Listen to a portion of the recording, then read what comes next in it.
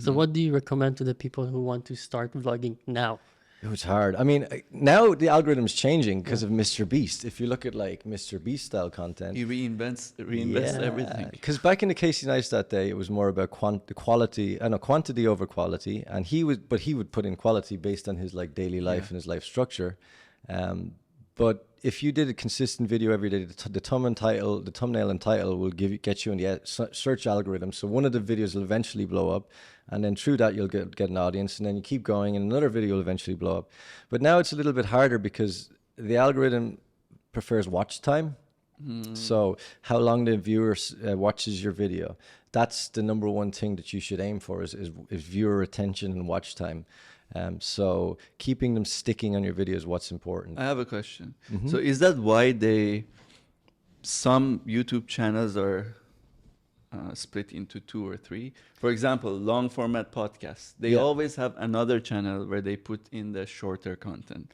Let's say they break it down to 5-6 videos. Because if the long one doesn't get as much watch time, the algorithm switches over to the other one. So if you do like some of my friends have 2 channels, one for just daily random vlogs that you can just throw out. Number one, you keep yourself relevant because you can throw out anything. So you can do the quantity element, and if it doesn't work with the algorithm, you still have your long form content, which can grow on itself. So yeah, some people do 2 channels because if you did everything in one channel, then it will affect the algorithm, and then you'll kind of like taper off. So that's actually an optimal idea to do different channels. Yeah, because I saw more and more people coming up with 2, 3, 4 channels. A couple of years ago, I was like, why would you do that? Just put everything in one channel. All your subscribers are there in that main channel. But actually, the funny thing is, what I notice is, even if you have so many subscribers, they don't all get to see your stuff. It's really weird. Like most of my views are from like just YouTube recommendations, not my own subscribers, which is crazy. I think they give you a little boost initially. You have a few thousand loyal fans that will watch your stuff. But then after a while, the YouTube algorithm puts it into the search feed or the explore page, or the home page, and then suggests it to people based on that. Yeah, but that's for me. I don't know about everyone. Everyone's different, right? So we have to separate our long form podcast from the short clips. A lot of work. It's a lot of work. A lot of work, because the short clip is 4 or 5 minutes, and somebody might watch 3 minutes of that. That means 75% watch time. But if you go to the long podcast, which is 2 hours, and somebody watches 15 minutes of that, that means what? 10%, whatever. Yeah. And then there is the short format too, like YouTube Shorts. YouTube Shorts, which I haven't even used yet. It's crazy. I haven't even used it yet because I don't know how to optimize it for what I do. I mean, of course I should do it, but I don't know, maybe OCD.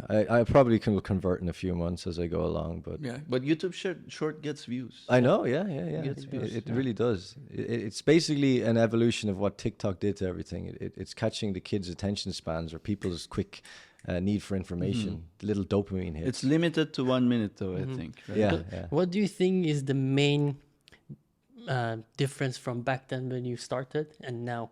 The biggest difference then was it was new back then. For example, also marketers didn't really pick up on it as much as now. So it wasn't really a career back then. It was more of a hobby. And because it was a hobby, you'd look at it like you'd take it more genuinely. And then over time, marketers saw the importance of attention and eyeballs. So they they started putting their yearly ad expenditure into influencers and stuff like that. And then influencer marketing became born.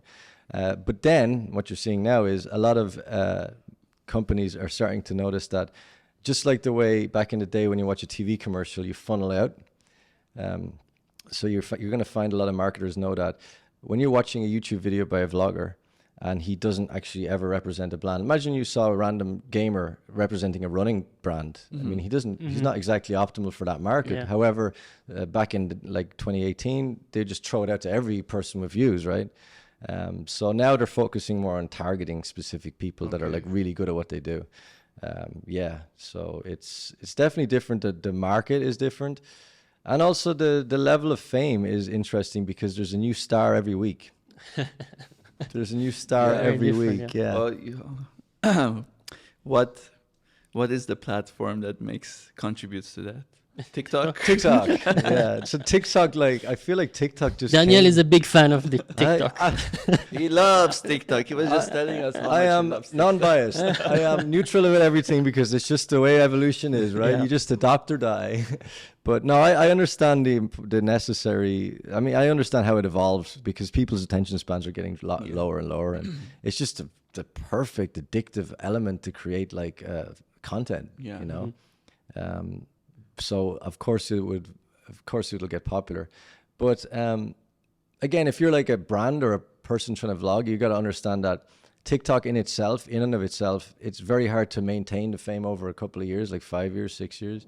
And when I say fame, I don't mean like being famous. I mean, what's your end goal? If you want to have like, for example, if you want to build a vlog and you're doing dog training, for example, you want to build a dog brand, like, dog food or whatever, you want to create a brand and sell it to your audience.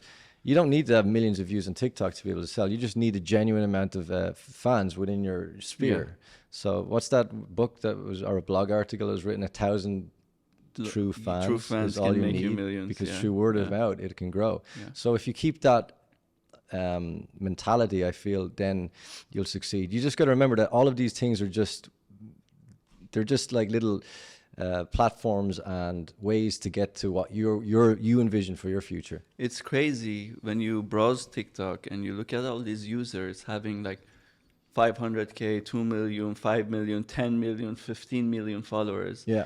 And you could just tell by browsing their profile, they don't know how to monetize it. Exactly. Yeah. They don't know how to monetize it. Like, there are guys with 2-3 million followers, but when you go through the content, they're not monetizing it. I mean, it's fascinating because like it's kind of an interesting world when you look at like a lot of like small companies or medium companies. They have a great product or a great brand, but they don't know how to market it. Yeah. And then you have some great content creators who don't know how to monetize their channel. It's true, like, there must be a way to bridge the two, right? I'm sure there will be eventually, and probably is now. But yeah, it's interesting because I've always believed that, because my first passion is creating content, and I love it and I'll do it just for me, not even, obviously I want people to see it. But because of that, then it kind of comes true with the content that I create.